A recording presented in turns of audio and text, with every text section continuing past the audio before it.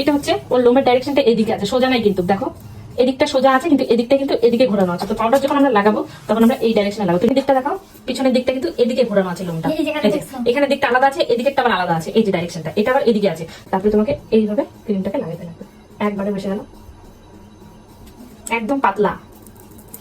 প্রথম প্রথম হবে না, ডাইরেকশনটা দেখবা কোনটা সোজা কোনটা উল্টা। এটা যেটা ফোটা ফোটা আছে এটা হচ্ছে উল্টা সাইড, আর এটা যে প্লেন সাইড আছে এটা হচ্ছে সোজা সাইড। এবার এটাকে আমরা কি করবো, এইভাবে আমরা লাগাবো।